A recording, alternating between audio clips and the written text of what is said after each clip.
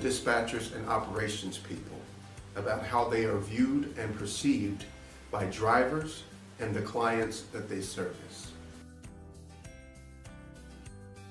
You see, I was a dispatcher for a good-sized company several years ago, so I know the challenges that you face.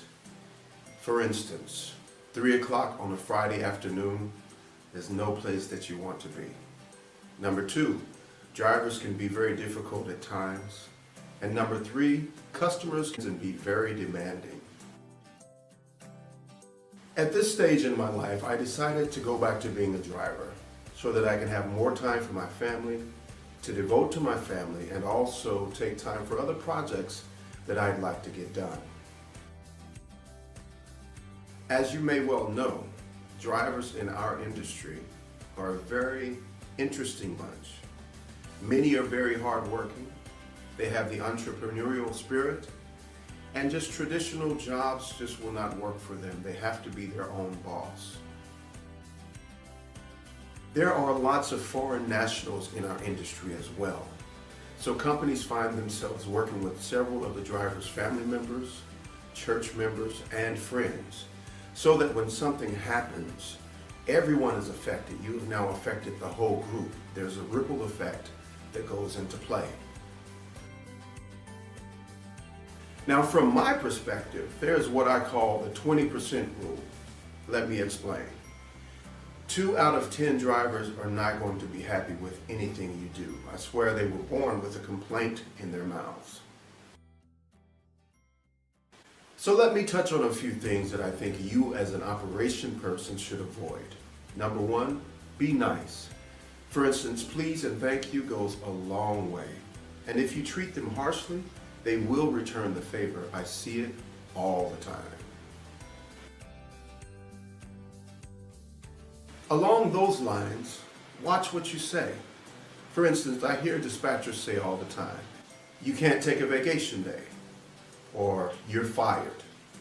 Bonus pay, sick pay, the list goes on and on. ICs don't get the benefits that employees get, so avoid using employee-based terms. Now, as far as what they will make, stay away from "this is what it pays" as much as you can whenever possible. You see, ICs are their own business, so they have to have the ability and the opportunity to negotiate terms to where both will be happy, right? And because they're their own business, they have bills to pay, they have expenses, so they have to make enough money, at least to cover their expenses and also to make a profit. If they are losing money servicing your account, you probably won't have them for long. And you may find yourself involved in a court case with a class action suit. Now, these class action attorneys promise these guys thousands of dollars, but knowing in reality that the money's really going to them. Now, don't screw around with the driver's payment. When there's a problem between the driver and the dispatcher, typically the dispatcher wants to teach the driver a lesson by maybe taking some money from the driver's check.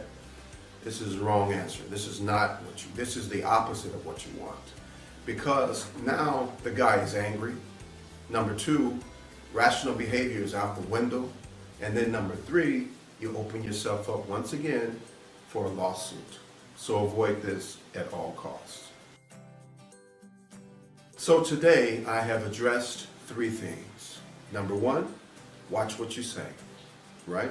Number 2, be nice. And number 3, don't mess with the guy's payment.